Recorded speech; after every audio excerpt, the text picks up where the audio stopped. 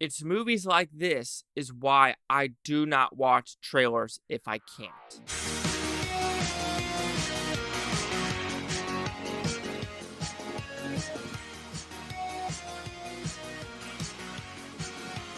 Chase Lee Hockey here with the Blue Futon reviewing Nefarious.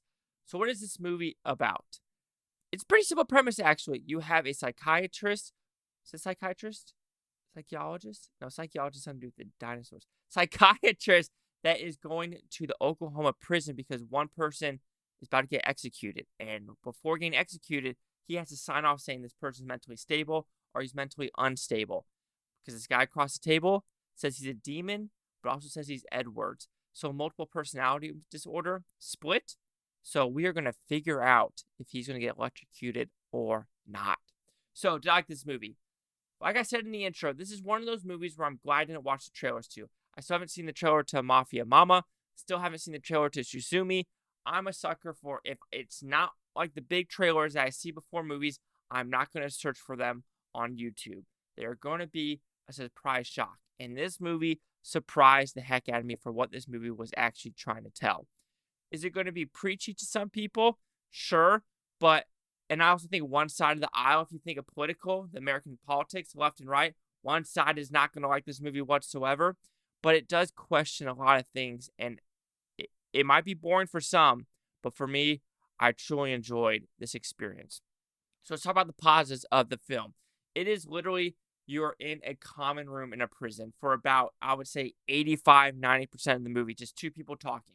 That's all it is, talking about, you said something, counter argument. Say something, counter argument. And they go back and forth for a good amount of time. Yeah, you have different characters like the warden and some cops in it that happen at the very end of the execution, if it really does happen or not. But I feel like this dialogue was smart. It made people think.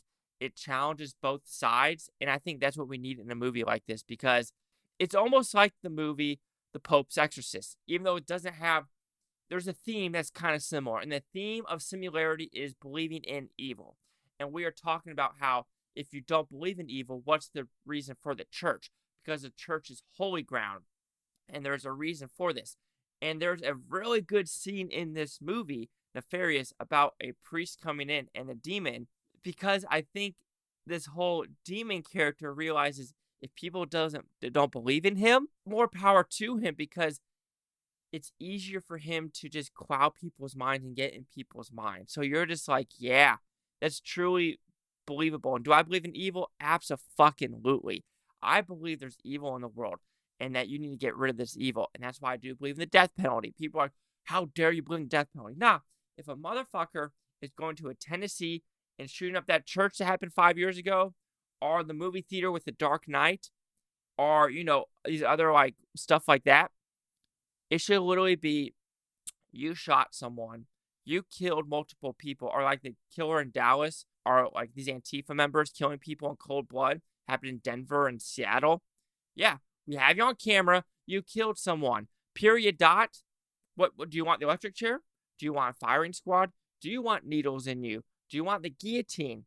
Period. Dot. And because if all these people on the left are like, the earth is dying, there's too many people, I'm giving you a fucking solution. And you want to get rid of prisons? I'm giving you a solution. Yes, you murder someone, you don't deserve to. That period. Dot. You don't deserve the murder route. Sure, drugs and stuff like that. Sure, but if you're giving it to teenagers, it's still not the death penalty. But I truly think if you're a murderer, unless the family forgives you, but that's the only route. But that might just be that's just me going deeper into this movie about the different themes of, I don't want to spoil this movie because the synopsis doesn't give anything away about this movie. And it goes in because it's like, okay, where's this movie going? And right at this one scene that if everyone knows, it goes, yeah, you're going there. I knew some people in the audience weren't digging it because they were expecting something completely different. But then some people in the audience were really digging this movie. And I think it was just an overall fantastic experience. And even though it's kind of horrible to say this, the people making this movie had balls because they were willing to, step out of the lane of propaganda Hollywood and kind of go their different route. And I truly, truly give thumbs up for that reason. You guys say some pacing in this movie might not be the greatest, but I just think the movie as a whole did its job. I enjoyed it. I'm so glad I went in this movie without seeing a trailer because it just, it makes you actually want to buy the book. And if a movie makes me want to buy the book, I think that does. It shows how good the movie actually was. So Nefarious will receive a 4 out of 5 with Futons, which goes at 80%. Let's see what the critic review scores gave this one. All right, I'm searching it right now, and if I'm taking a guess, it is going to be in the 20s or 30s. This movie, I'm pretty sure the critics are going to freaking hate. 33%. Audience score, a 98%. I could have guessed. Only 6 critics, though. Over 100 audience. Let's go with the critics on this one. Let's see what we got. Let's see what we got. We have a 2 out of 5. A 1 out of 4. I want to read this, guys, real quick.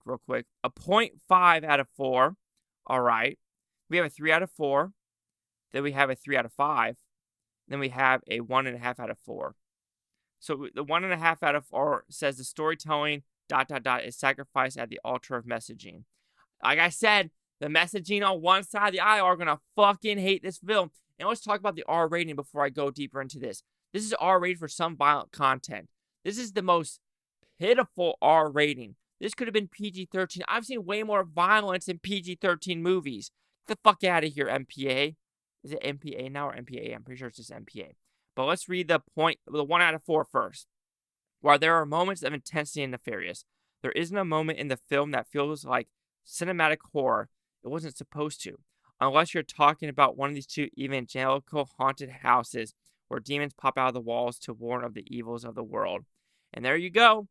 Someone doesn't want to talk about that. And the 0.5, Nefarious builds to a howler of a climax that delivers exactly what you anticipate from the makers of God's Not Dead, just in an even more preposterous way. The big scene would be perfect for airplane-style spoof of evangelical theme movies.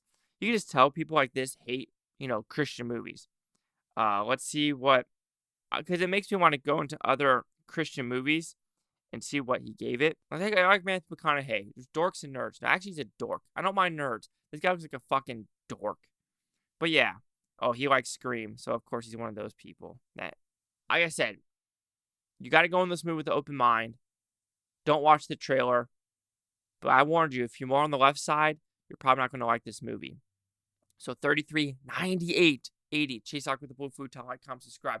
Let me know what you think, Futon. Hope you Futon. Thank you. Watch a great day. I don't care if you watch this today, tomorrow, a week from now, a month from now, a year from now. I love every single freaking one of you. But yeah, I am curious this box office for Nefarious. I'm going to guess less than $1 million. But I could be completely wrong.